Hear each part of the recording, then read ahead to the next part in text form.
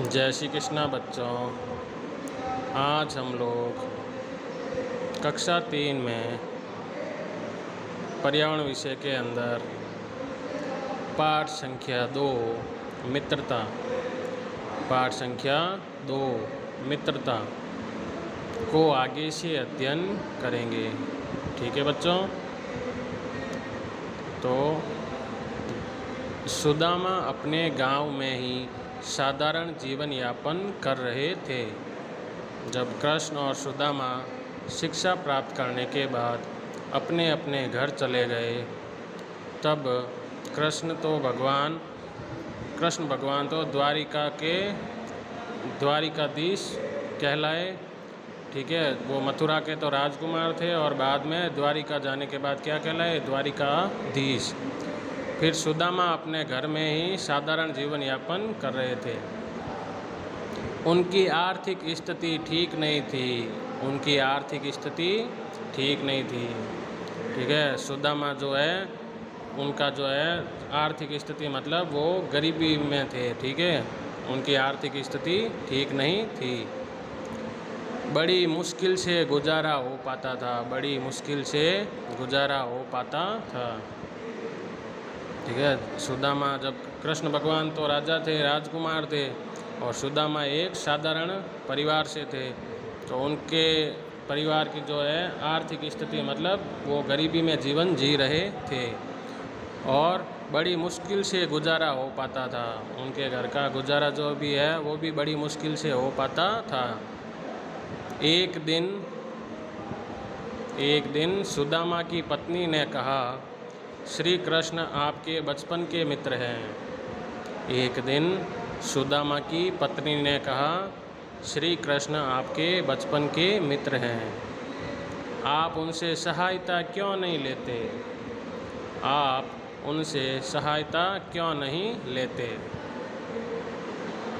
ठीक है, जब सुदामा की आर्थिक स्थिति सही नहीं थी और गुजारा भी मुश्किल से हो पा रहा था, तो सुदामा की पत्नी ने कहा, श्री कृष्ण तो आपके बचपन के मित्र हैं, आप उनसे सहायता क्यों नहीं लेते? सुदामा कई दिनों तक पत्नी की बात को टालते रहे।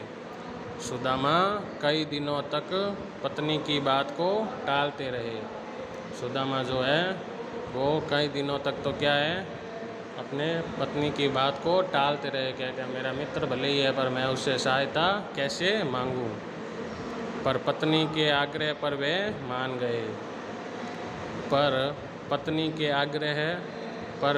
मान गए।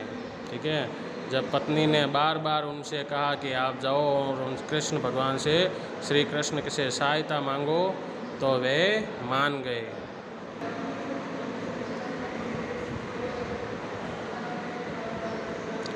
कई दिनों की यात्रा के बाद सुदामा द्वारिका पहुँचे, तो जब वह पत्नी की बात को बार बार कहने के कारण मान गए, फिर कई दिनों की यात्रा करके सुदामा द्वारिका पहुँचे, तो वहाँ का वैभव देखकर आश्चर्यचकित हो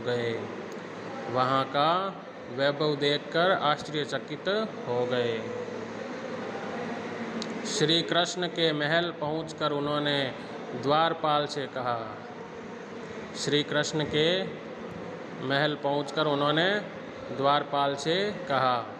मैं कृष्ण का मित्र सुदामा हूँ और उनसे मिलने आया हूँ।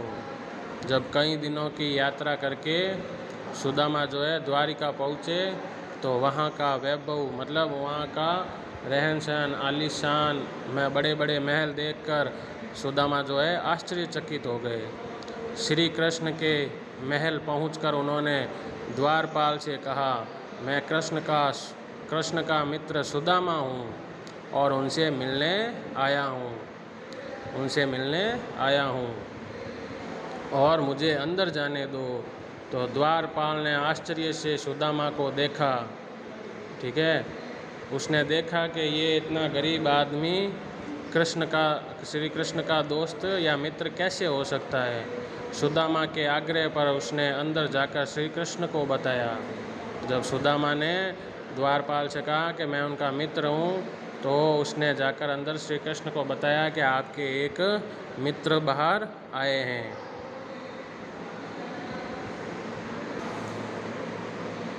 वापस देखो, सुदामा अपने गांव में ही साधारण जीवन यापन कर रहे थे। शिक्षा प्राप्त करने के बाद जब श्री कृष्ण और सुदामा अपने अपने घर चले गए तो सुदामा अपने घर आए और साधारण जीवन यापन कर रहे थे। उनकी आर्थिक स्थिति ठीक नहीं थी, मतलब वो गरीबी में जीवन जी रहे थे। बड़ी मुश्किल से गुजारा हो पाता था, बड़ी मुश्किल से गुजारा हो पाता था। एक दिन सुदामा की पत्नी ने कहा, श्री कृष्ण आपके बचपन के मित्र हैं, श्री कृष्ण आपके बचपन के मित्र हैं, आप उनसे सहायता क्यों नहीं लेते हैं। सुदामा कई दिनों तक तो पत्नी की बात टालते रहे, पर पत्नी के आग्रह करने पर वे मान गए। कई दिनों की यात्रा के बाद सुदामा द्वारिका पहुँचे तो वहाँ का वैभव देखकर आश्चर्यचकित हो गए, मतलब वो दंग रह गए। श्री कृष्ण के महल पहुंचकर उन्होंने द्वारपाल से कहा, मैं कृष्ण का मित्र सुदामा हूँ और उनसे मिलने आया हूँ, मुझे अंदर जाने दो। तो द्वारपाल ने आश्चर्य से सुदामा को देखा। उसने आश्चर्य से देखा कि इतना गरीब आदमी कृष्ण का मित्र कैसे हो सकता है। फिर भी सुदामा के आग्रह पर उसने अंदर जाकर श्री कृष्ण को बताया। ठीक है, श्री कृष्ण को बताया कि बाहर आपके कोई मित्र आए हैं। जय श्री कृष्ण।